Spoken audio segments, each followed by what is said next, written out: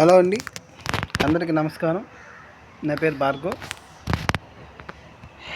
ఈరోజు నుంచి మేష లగ్నం నుంచి స్టార్ట్ చేయాలనుకున్నాను, కానీ ఎక్కువ మంది ఫోన్ కాల్స్లో నాకు ఇరాన్, అమెరికా, ఇజ్రాయెల్ యుద్ధం ఎంతవరకు వెళ్ళొద్ది అని అడిగారు.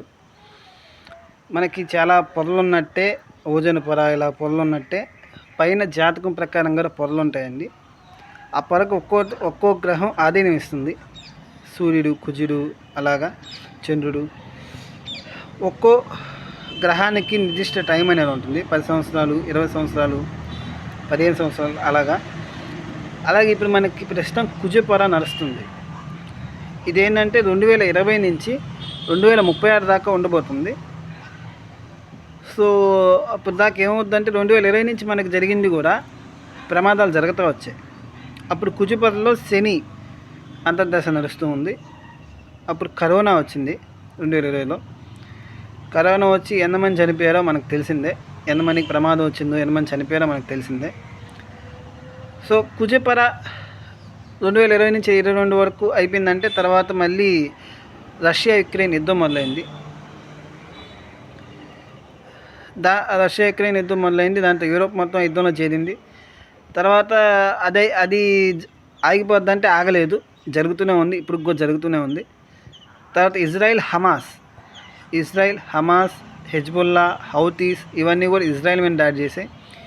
ఇవే కాదు, బయట దగ్గర ఉన్న సిరియా వీటి నుంచి ఉగ్రవాదులు కూడా ఇజ్రాయెల్ మీద దాడి చేశాడు. ఆ యుద్ధం కూడా ఎస్కలేట్ అయింది, అది కూడా ఆగలేదు, చాలా సంవత్సరాలు జరిగింది. మరి యుద్ధం అయిపోయినా కానీ మళ్ళీ ఇంకా ఇరాన్, ఇజ్రాయెల్ గొడవలు జరుగుతూనే వచ్చాయి. కోల్డ్ వార్ జరుగుతూ వచ్చింది. దాని తర్వాత మన ఆఫ్రికాలో యుద్ధం జరిగింది. ఆఫ్రికాలో కూడా కోల్డ్ వార్స్ జరుగుతూ వచ్చాయి. తర్వాత మన భారతదేశం పాకిస్తాన్తో యుద్ధం జరిగింది. పాకిస్తాన్తో మన భారతదేశమే కాదు, బలూచిస్తాన్, ఇప్పుడు తాలిబాన్స్ కూడా, రెబల్స్ కూడా పాకిస్తాన్ మీద అటాక్ చేస్తున్నాయి. ఇరాన్, ఇజ్రాయెల్ కాన్ఫ్లిక్ట్ అయిపోయిందంటే చైనా, తైవాన్ కాన్ఫ్లిక్ట్ మొదలవుద్దని కూడా న్యూస్లు వచ్చాయి. ఎప్పుడైనా తైవాన్ ఆక్రమించవచ్చు చైనా. అలాగే ఇప్పుడు ఇజ్రాయెల్, ఇరాన్ గొడవలు కూడా హమాస్, హెజ్బుల్లా, హౌతీస్ నుంచి కూడా బాగా స్ట్రాంగ్ అవుతా వచ్చి ఇప్పుడు